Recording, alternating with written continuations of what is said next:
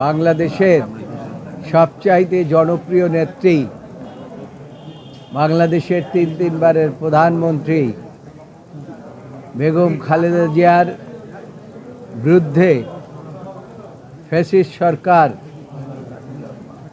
2007 সনে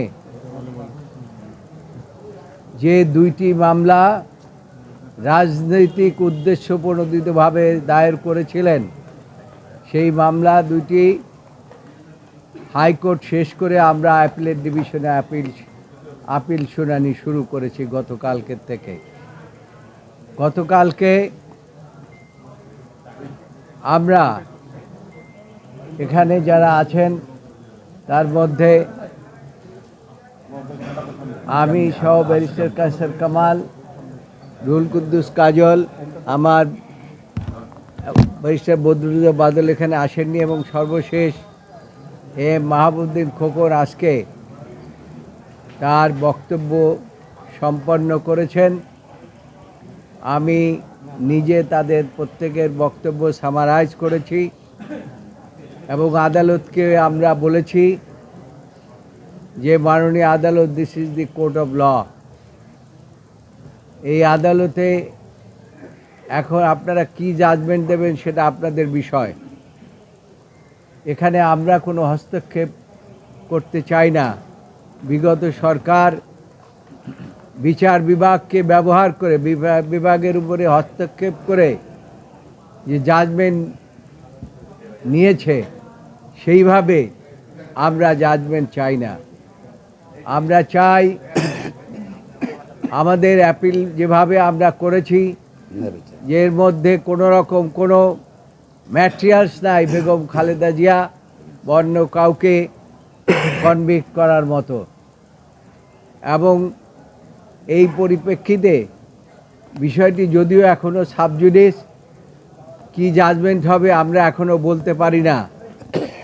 তারপরেও আমরা চেষ্টা করেছি আদালতকে আইনগতভাবে এবং ফ্যাকচুয়ালি আমরা আদালতকে সহায়তা করার জন্য, আদালতকে তো আমরা অ্যাসিস্ট করতে পারি, অ্যাসিস্ট করার আমরা চেষ্টা করেছি।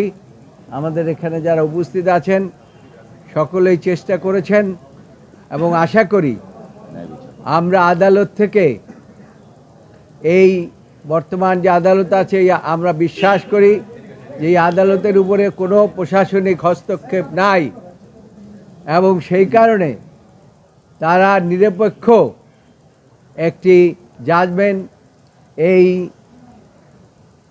মামলায় দেবেন, এইটাই আমরা আশা করি। এবং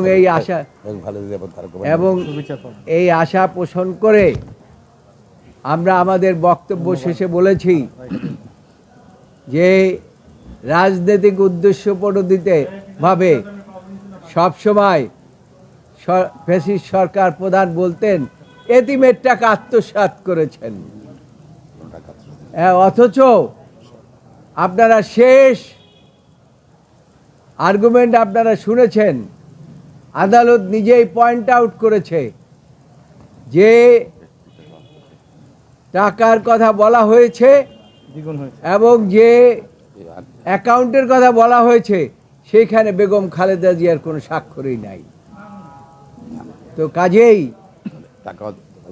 টাকাও আত্মসাৎ হয় নাই, টাকা আরও বহুগুণ বেড়েছে। এটা আমাদের সকল আইনজীবীরা আর্গুমেন্টে বলেছেন যে এখন 8 কোটি টাকার উপরে, প্রায় 9 কোটি টাকার মতো, এবং 2 কোটি টাকার থেকে 9 কোটি টাকা হয়েছে। কাজেই আত্মসাতের কোনো ইনগ্রিডিয়েন্ট এই মামলার মধ্যে না থাকা সত্ত্বেও বেগম খালেদা জিয়াকে নিম্ন আদালত একটি মামলায় 5 বছর, আরেকটি মামলায় 7 বছর দিয়েছে। যে মামলাটিতে 5 বছর দিয়েছে, হাইকোর্ট এসে সেটা 10 বছর দিয়েছে এবং এটা খুবই দুঃখজনক। এবং এটা শুধু বেগম খালেদা জিয়ার ক্ষেত্রেই প্রযোজ্য যে সে কথা নয়, এটা আমাদের নেতা, যিনি বাংলাদেশের গণমানুষের ভবিষ্যৎ, জনাব তারেক রহমানের ক্ষেত্রেও প্রযোজ্য এবং তাকেও এই মামলায় সাজা দিয়েছেন। এটা খুবই দুঃখজনক এবং অপ্রত্যাশিত এবং রাজনৈতিক উদ্দেশ্য প্রণোদিত। কাজেই আমরা আশা করি